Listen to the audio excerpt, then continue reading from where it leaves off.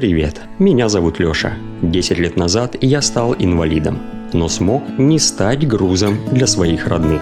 Если все по порядку, то моя история началась с того, что я купил машину и решил работать таксистом. Все шло просто отлично. Я таксовал, приносил домой деньги, конечно, небольшие, но на жизнь хватало. Все было хорошо ровно до одного вечера. 21 июня 2009 года ко мне в машину сели двое подростков. Они сразу показались мне странными и подозрительными, но я их все равно повез. Только потому, что понимал, что мне надо зарабатывать деньги, а не отказываться от них. Если бы я знал, что заплатить придется мне, то я бы их не пустил. Я отвез пацанов куда им нужно было и вместо денег получил пулю в спину. Они выстрелили в меня!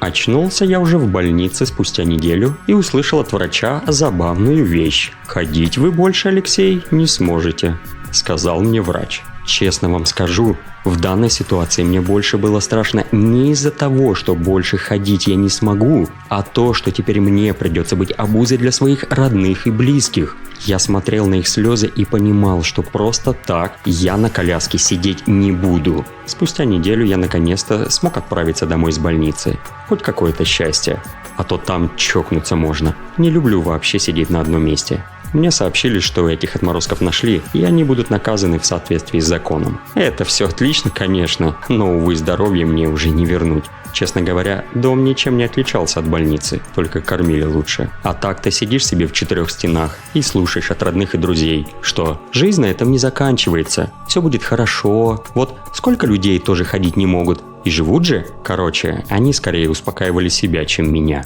Я привык к этому еще на первой неделе после операции. Вопрос стоял в другом. Как мне найти работу? И кто меня вообще возьмет такого? Кому нужен инвалид? Да никому он не нужен. Еще недельку посидев дома, я так ничего и не придумал. Каждый вечер я читал книги, и чтобы не уснуть, я просил маму приготовить кофе. Один раз, ради интереса, я спросил цену за одну пачку этого прекрасного напитка. Узнав цену с магазина, мне стало интересна его реальная цена. Я залез в интернет и увидел, что реальная цена на эту пачку почти в 2 раза ниже, чем та, за которую мы купили. Тут мне пришла просто шикарная идея заняться, так сказать, бизнесом. Покупать кофе за дешевую цену и продавать его в 2 раза дороже. У меня были небольшие сбережения на черный день. Я так понял, что он у меня настал. В итоге я заказал кофе на все свои деньги. Итак, у меня дома лежала гора пачек кофе, но с ними надо было что-то делать, потому что вечно лежать у меня в квартире они не могут.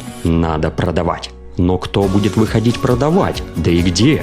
Мама не может, у нее основная работа есть. Бабушка, так же как и я, не ходит. Я не могу. Кто у инвалида будет что-то покупать? И я вспомнил одну вещь. Я родом из села, которое находится недалеко от нашего города. Незадолго до этого случая я ездил туда, чтобы навестить остальных родственников. И познакомился там на улице с одним пацаном. Ему было 16 лет. Родители у него алкоголики, поэтому его дом – это улица. Тут мне в голову пришла гениальная идея, что если отдать это все кофе этому парню, пускай продает его в селе. Там все равно толком магазина даже нет, а я буду приезжать каждую неделю и забирать выручку. Ну и платить ему зарплату, естественно. Так и сделал. Он был доволен, да и я тоже, а люди в селе еще больше. Недельный товар раскупили за 2 дня. Я понял, что вот она золотая жила. За заработанные деньги я накупил еще больше кофе. И так мой бизнес пошел вверх. Я наконец-то перестал себя чувствовать обузой.